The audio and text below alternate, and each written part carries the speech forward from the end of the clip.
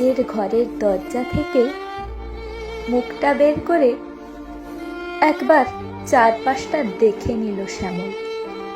কোনো পাশ থেকে কোনো আওয়াজ আসছে কিনা তা শোনার চেষ্টা করল।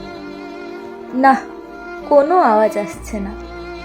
মা মনে হয় পুকুর ঘাটে গেছে। তার বাবা নেই।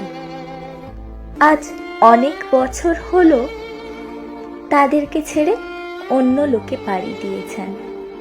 পাড়ার সবাই বলতো তার বাবার মতো মানুষ হয় না। শ্যামল জানে ভালো মানুষরা বেশি দিন পৃথিবীতে থাকে না।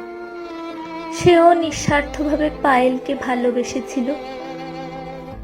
কিছু দাবি ছিল না তার, শুধু একটু ভালোবাসা চেয়েছিল। তার বদলে পেল একরাশ লাঞ্ছনা, অপমান আর অবহেলা। সম্ভাবনাময় ভবিষ্যৎটাও নষ্ট করল সে। চোখ থেকে অঝোর ধারায় জল পড়ছে শ্যামলের। বারবার মায়ের মুখটা মনে পড়ছে। মায়ের কষ্ট, মায়ের পরিশ্রম, তার প্রতি মায়ের অবদান সব মনে পড়ছে তার। কিন্তু তার বদলে সে তার মাকে কি দিতে পেরেছে? তার মাও তার জন্য একরাশ লাঞ্ছনা, অবহেলা, অপমান সহ্য করেছে।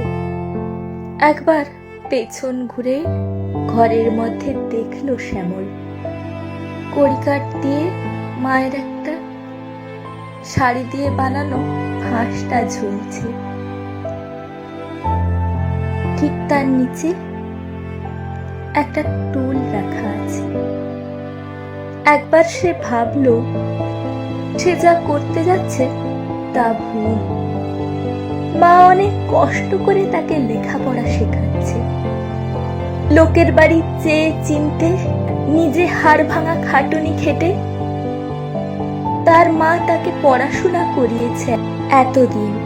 তাকে মাধ্যমিকের গণ্ডি পার করিয়ে উচ্চ মাধ্যমিকে সায়েন্স নিয়ে ভর্তি করিয়েছিল। সায়েন্স নিয়ে পড়ার অনেক খরচ। তবুও তার নিরক্ষর মা একবারও না বলেনি। সে যখন যা চেয়েছে তা যেভাবেই হোক এনে দিয়েছে তার মা। তার মায়ের একটাই ইচ্ছে, ছেলে বড় হয়ে অনেক বড় মানুষ হবে। এক ডাকে সবাই তার শ্যামলকে চিনবে। তার বদলে সে তার মাকে কি দিয়েছে?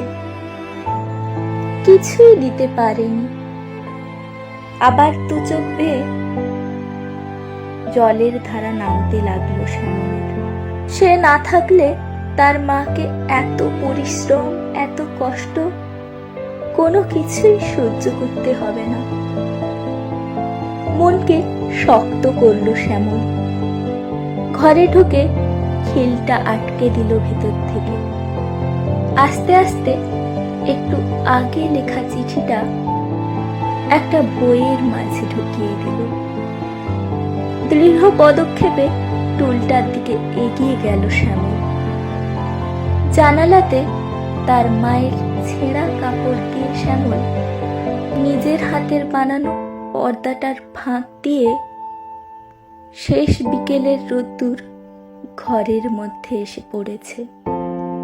শ্যামলের পৃথিবীটাকে শেষবারের মতো দেখতে ইচ্ছে হলো।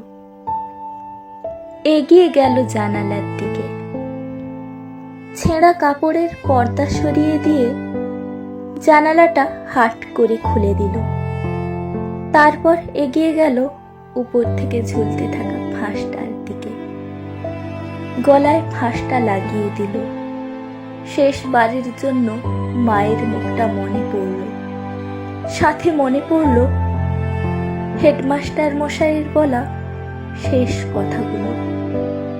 লজ্জায় ঘেন্নায় শক্ত হয়ে গেল শ্যামল। বারবার তার মনে হতে লাগলো এই পৃথিবীতে তার বাঁচার কোনো অধিকার নেই। নেই নেই নেই, সে বাঁচতে চায় না।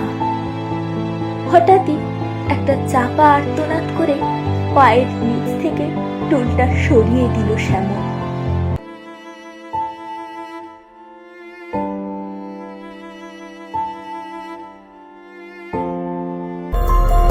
তোর লজ্জা করে না? তোর মা তোকে কত কষ্ট করে পড়াশোনা শেখাচ্ছে, দিন রাত এক করে পরিশ্রম করে চলেছে তোর জন্য, তোর ভালোর জন্য। আর তুই কিনা দুটো সাবজেক্টে ফেল।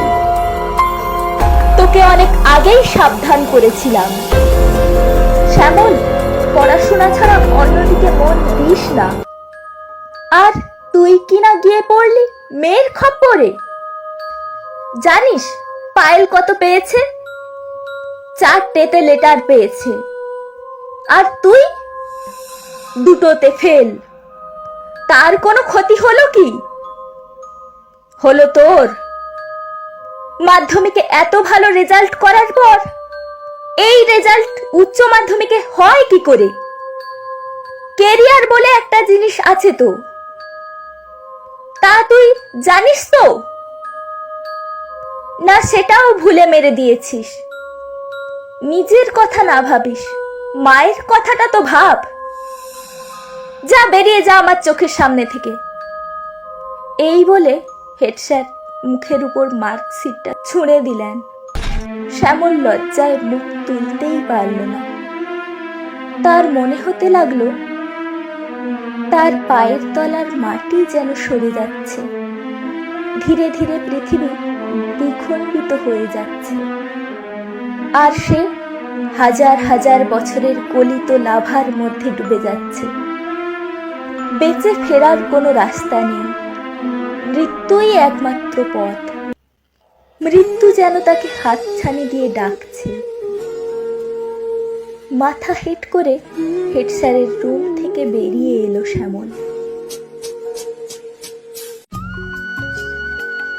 বলি, ও শ্যামলের মা, আজ যে তোমার বেটার রেজাল্ট, তুমি পুকুর ঘাটে কি করতেছো? কেমন হলো শ্যামলের রেজাল্ট? জানিনি গো খুড়িমা, শ্যামল তো স্কুলে গেইছে, আইলে জানতে পারবো ক্ষণ। শ্যামল তো সেই কখন চইলে আইছে, মুই তো কোন বেলা বাচ্চাকে ঘেমে নে হন হন করে আইতে দেখলাম। ও, শ্যামল চইলে আইছে? কাই, মুই জানিনি তো। আয়সা আগেই তো বাছা মোর খোঁজ করে, আজ তো কাই করলনি। করবে কি করে? শুনলাম বাছার তোমার নাকি রেজাল্টও খারাপ আইছে। ও পাড়ার পায়েল আছে না, তার মা কইছিল সে পায়েল তো ফার্স্ট হয়েছে, তার মা সবাইকে মিষ্টি বিলাচ্ছে। ও তাই নাকি? আচ্ছা খুড়িমা, মুই যাই, গিয়া দেখি কি হইল। খাইতে দিতে হইবে বাচ্চাকে। যাই, হ্যাঁ। হ, যাও গিয়া দেখো। শ্যামল, শ্যামল, কাই রে? বলে ফাঁক পিড়ে শ্যামলের মা ঘরে ঢুকলো।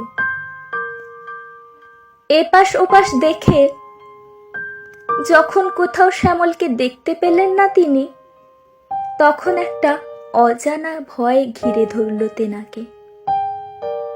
ঘরের দরজা ভেতর থেকে লাগানো দেখে আবার ডাক দিলেন, ও শ্যামল, কপাট খুল বাছা, ঘরে ঢুকবো নি মুই। কোনো সাড়া শব্দ নেই দেখে আবার ডাকলো শ্যামলের মা, ও শ্যামল, খুল বাবা কপাটটা, সকাল থেকে কিছু খাইনি, তুই এলে খাবো বইলা, খুল না বাবা। এবারও কোনো সাড়া শব্দ না পেয়ে আবারও ডাকলো শ্যামলের মা, ও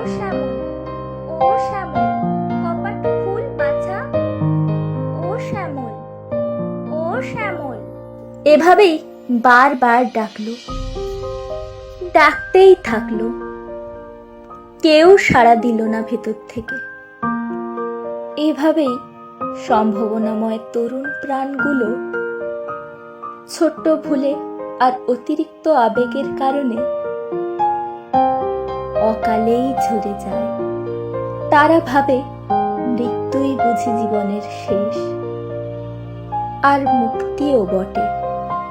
কিন্তু একজনের মৃত্যু তার চারপাশের বাকি সবের জীবনে যে বেদনা, কষ্ট আর যন্ত্রণা নিয়ে আসে, তা যদি তারা জানতে পারত।